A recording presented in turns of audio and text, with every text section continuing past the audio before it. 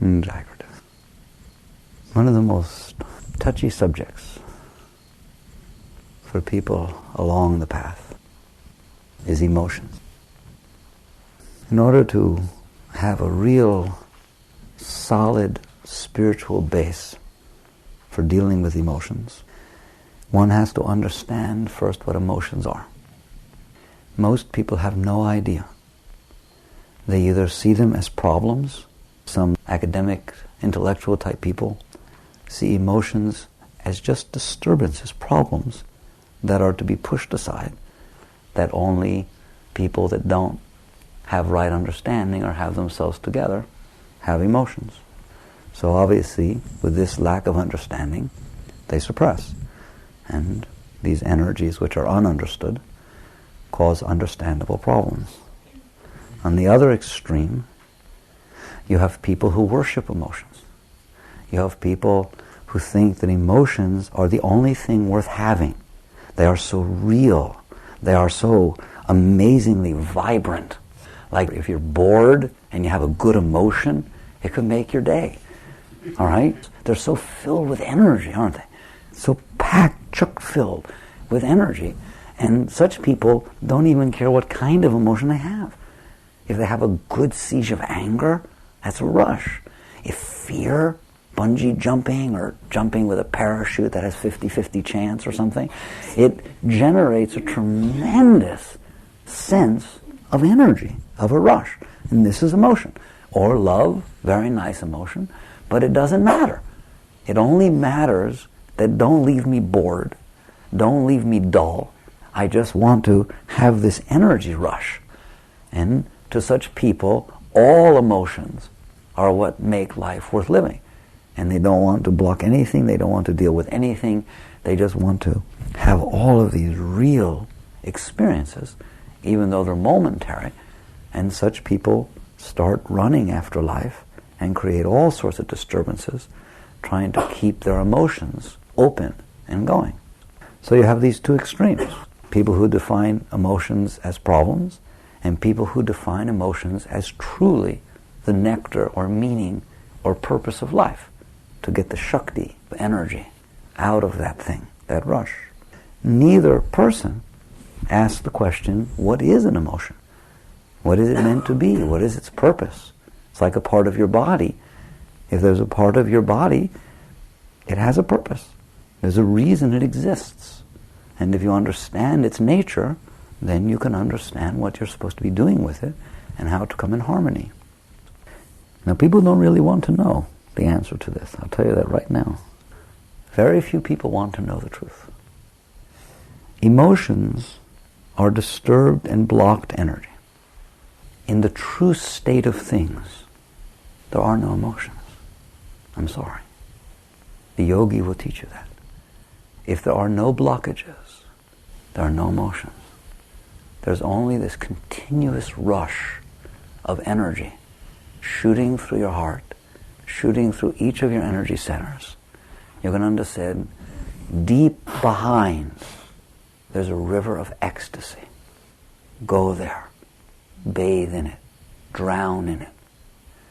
Ecstasy is not an emotion. It is the clear flow of energy passing straight through your being without hitting anything. It is continuous, perpetual, and ever new. It doesn't have to have outer conditions to happen. It doesn't have to have moments of starting or stopping. It doesn't even stop when you go to sleep.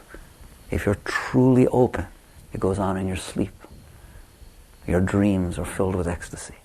When you awake in the morning, you're drunk. And all through the day, any time you want, you leave your mind and you drop into that state of energy rush. That is your natural state. That is not an emotion. It is the source of the energy itself.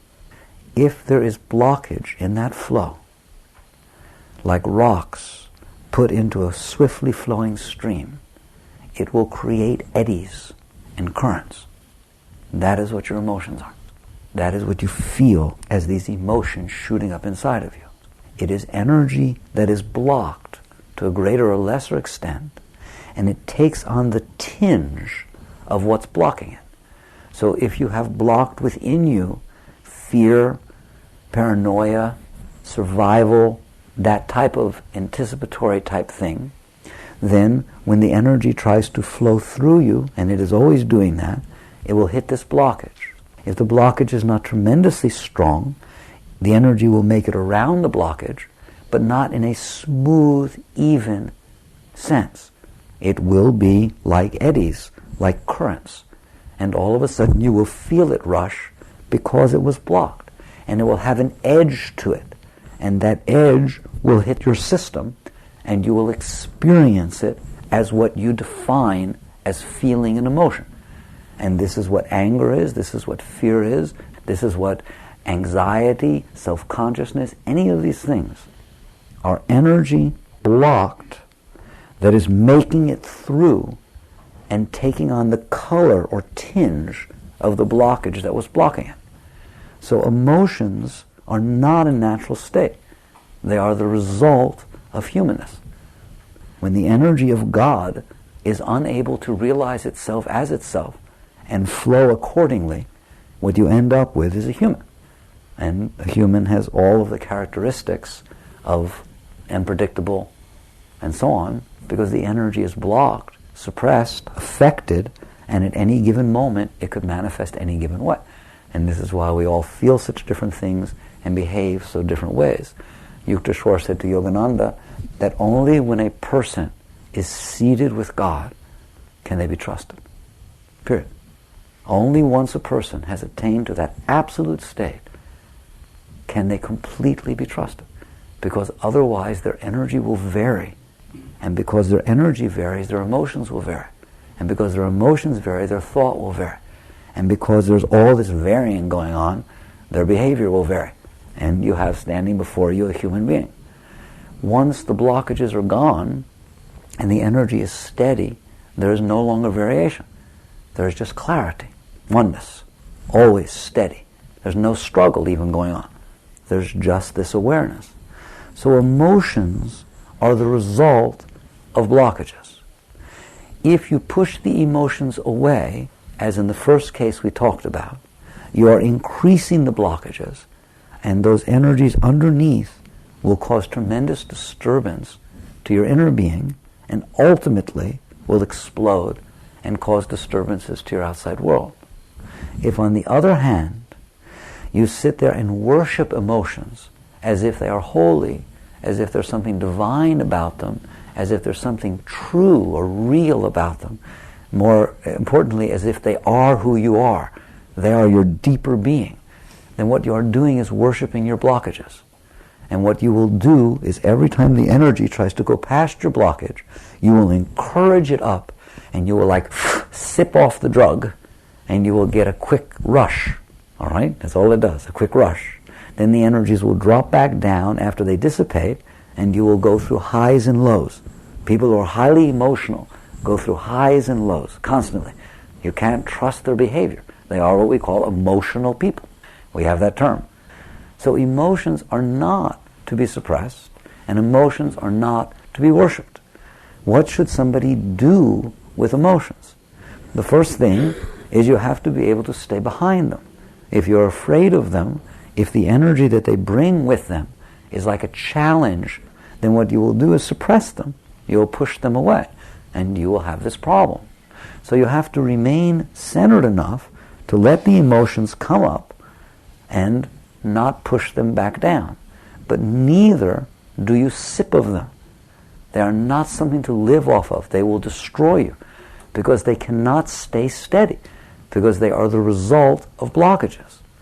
So what you do is you don't push them away, and you don't get into them in order to get your money's worth. It's not like taking a ride into these things, because where they take you, you don't want to go. They will take you to some rush up, and you never can stay there on that emotion. By definition, they are the rush of blocked energy. Once that energy dissipates, bye-bye. It's like going up to the 16th floor in an elevator and then having the elevator drop out from under you.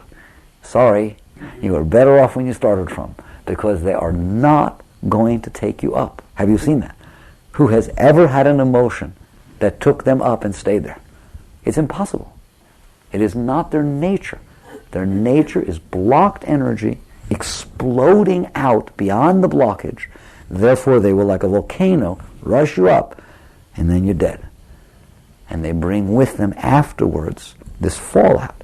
And not only do they do that, but you will notice if you watch that the energies, because they're due to blockages, if you permit them to express externally, if they take over your being and express externally, when you come back down, you will have to live with what they did. Anyone who knows the deeper teachings in life will teach you that emotions will betray you. But that doesn't mean that you suppress them. So what do you do with this energy? Once you understand what's going on, you will find that it always comes back to the same teaching.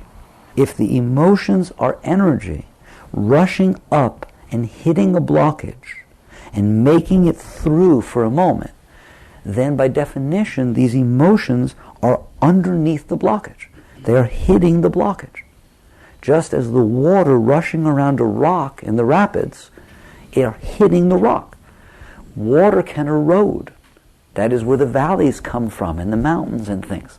Water is such a powerful force, it has the ability to erode whatever it is hitting. The Shakti, or the energy that is coming up, the life force, the prana, is just like water. That's why in the Bible, when they talk about spirit, they use the analogy of water all the time. You get baptized with water, which is the Holy Spirit. Everything is water, all right? So the water, or the Shakti, the energy, rushing up, will hit these blockages. By doing that, it will erode the blockage. This is the part the yogi knows that no one else understands. It is a natural process that the energy will hit the blockage because it's trying to come past it. That's the rush up. If you let it do so, it will erode away the blockage. How does one let it do so? By leaving it alone. There's absolutely nothing to do about your emotions. They are neither for you nor against you. They are neither good nor bad. They are a purification process of energy hitting blockages. Just as when your body gets a scab or a cut, there is a purification healing process whereby by no effort of your own, it will first scab, then it will make some scar tissue, then if you leave it alone, it will heal. There's nothing for you to do about this process. If you try to stop the process, you will damage the process and you will leave scars afterwards. If you try to enhance the process by always doing something or whatever, you will again disturb the natural process. There's nothing you can do other than permitting the process to run its course without disturbing it. It is exactly the same with the purification of your heart. I don't know why people can't see this. With their own bodies, they understand. It will take care of itself. It is the same thing with your heart. The Shakti is coming up, attempting to push these blockages out of the way, and part of the side effect is that some of the energy scoots past and you experience as an emotion. If you do anything about this, anything, you will destroy the process. If you push those energies away because you're afraid of them, you will be pushing the energy away from the blockage, and the purification will not take place. Instead, you will block the energies. If you get into this little offshoot process of these energies rushing up, you will lose your center of consciousness, you will be feeding these energies, you will end up spending all of the energy acting, all right? If you fall in love with somebody, that's beautiful, experience the love. Don't rush out and start telling them how much you love you, and it's unbelievable, you love them so much you never loved anybody anymore, because your relationship will last 5 minutes. That's the feeling that you want to do. You don't know how to live with these energies. And therefore you want to just take these energies and express them. If you feel anger, all right, or if you feel jealousy, you want to do something about it, don't you? Heck, if you want to sit there and feel anger or jealousy, you want to find somebody to be able to dump your anger on. What that does is dissipate all the energy that was coming up and hitting the blockage. So the yogi is the rare soul who has learned to sit through the natural processes. There is nothing that can go on inside of you that is not supposed to go on inside of you. It is just a question of whether you're capable of handling the process. If you are, you will see for yourself over time that these things will come and go on their own without you having to do or express or suppress anything. And they will take with them parts of your being that you want to get rid of. And over time, the energy will miraculously start to flow much more evenly.